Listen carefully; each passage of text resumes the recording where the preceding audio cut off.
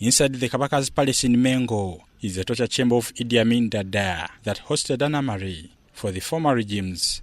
The bushy environment around creates an horror, a true signal of the torture chamber.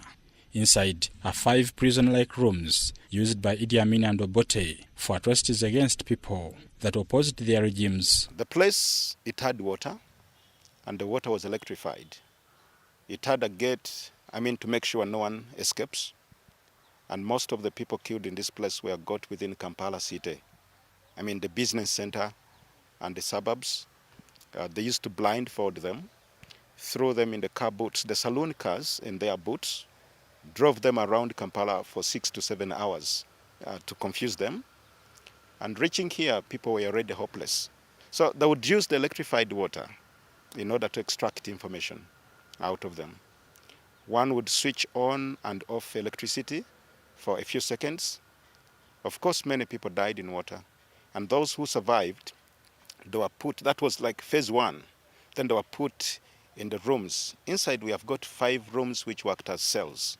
And they used to pack. They used to put men in each room.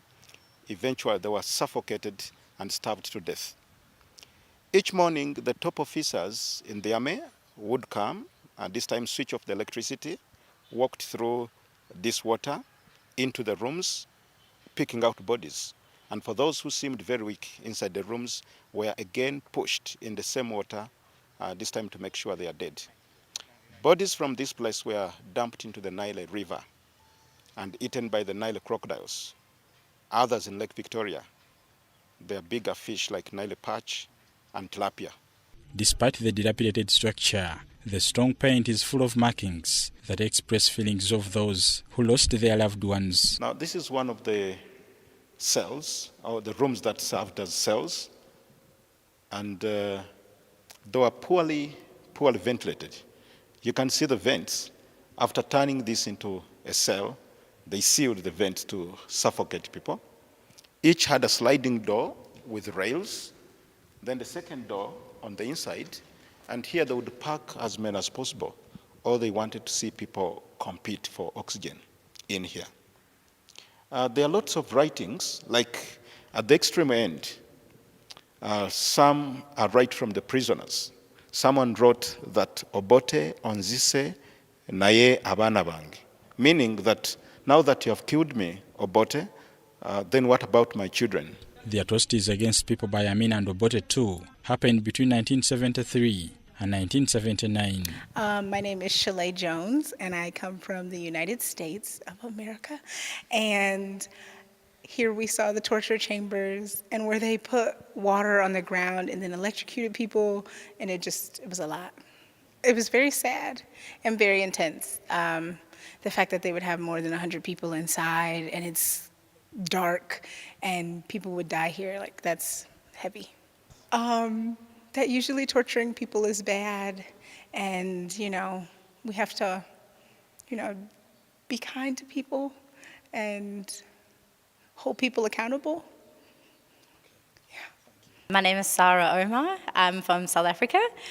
Coming here, looking at the torture chambers, it was a lot, and then hearing what happened here. It was very sad, but it's also, like, I've heard good things about Idi Amin, and then coming here and seeing this, and then it shows you that there's 2 sides to every person. But as Shalay had said, you do need to hold people accountable for their actions so that this isn't repeated again. I've seen the torture chambers, and I have learned that that the governments that are ruling in our country should take it into consideration that there is a time for everything. And when they are really taking on their roles as leaders, they should lead the people in such a manner that they will not be able to remember the government for the wrong things, but to remember the government for the good things it has done for them. And the fact that this place has been kept to remind Ugandans that torture does exist, and it is not really necessary in order to perpetuate a government in office. Fred Ndaura, a tour guide with the Uganda Tourism and Heritage Board, says the chambers initially were Namari, constructed by the Israelis under the directive of Idi Amin in 1971. This was part of the gate, and the electric cables came from this point, connected in water. The black line on the wall, that was a water line, and the switch, electric switch, was on the other side. But I spoke to one of the structures from Israel, and I remember this old man, when he looked at this, he said, yes, we constructed it, but not knowing that Idi was going to turn this into a torture chamber. He told me that armories are designed in such a way that lorries or trucks reverse. So when you look at the doors, the level, that is the level of the trucks, because lorries would reverse and offload weapons or loading weapons. So it was very easy. But he said that the cables were not part of the initial plan. So if you clearly look at the wall, the plaster on the main wall is different from this part. And he said that Idi put these cables, and this was to torture and kill people in here. However, when Amin got intelligence that Obote wanted to overthrow him, he turned the armory into torture chambers. That he killed over 19,000 people in a period of 7 years.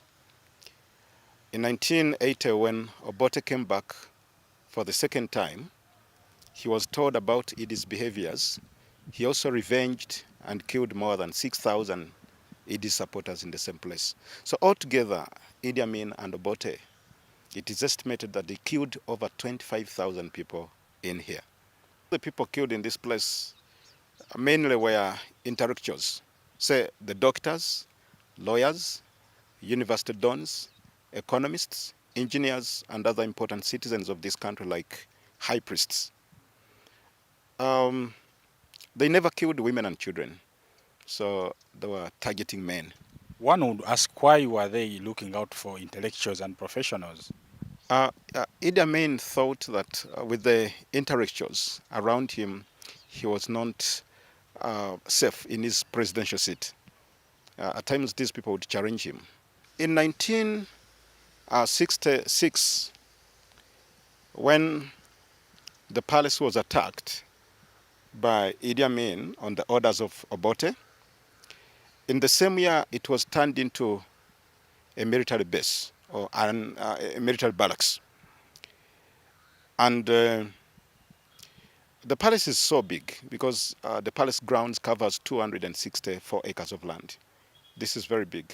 So it turned into, they used to call it marire. Marire means a loot. It's a Swahili word. So they had even other stores apart from this. The chamber is one of the most preferred tourist attractions in the Buganda Kingdom. It hurts us because we also suffered of the Second World War, and the First World War was in Belgium, fighting in Belgium. And so we know what these places are. We have them in Europe too, the torture rooms and the torture camps. So it doesn't feel very well when we enter this place. And we know what your leaders did before. I hope now you have the good ones and still becomes better and better in the future, I hope. Because of power, that's the big problem. They wanted power, money and power. You see, now in the world is the same thing is happening in all the countries. You see Trump, you see Putin, you see Erdogan, you see everybody in the world now. They only want power. And they don't care about the people. They only care about themselves. And that's very bad. We didn't learn about this place. I didn't know that exists here, but we made the tour with the tourist leader, tourist guide, and he told us about this place. So we wanted to see that place. It's very interesting. It's history. It's part of the history of your country, of Uganda. Huh? And you cannot forget this. You may never forget these things. Huh? And you have to learn about these things for the future. It's one of the most beautiful countries in the world. Huh? We have been to Lake Mboro, to Bwindi, we have visited Murchison Falls, we have been to Kidepo. A very strong culture you have. Huh? We have seen the Karamajong people, we have seen the Ik people in the north, on the border of South Sudan. It's a very, very interesting country you have. And I think the tourist places are very good organized also. I, yeah, I wonder because I visit a lot of countries in Africa, especially in West Africa, but this country is good organized for the tourism. Yeah, you have very good places to stay, to sleep, very good lodges, and yeah, not so expensive. So we will recommend your country. My name is Wim from Belgium. Yeah, I don't know how to say it in English, but it's terrible what happened here. Yeah. We've been through whole Uganda and I found it very beautiful land. I like the people very much. They are very friendly. So it was very nice to be in Uganda. Buganda Heritage and Tourism Board, it has many products. I mean, we sell to international visitors, both local and international visitors. So this is one of the it's one of the products that we sell, and we find out that it attracts many people, because international visitors have read about the torture chambers and Idi Amin. You find that most of the international visitors have read about Idi Amin, like in the guidebooks. So when they come here, they really believe what the books say.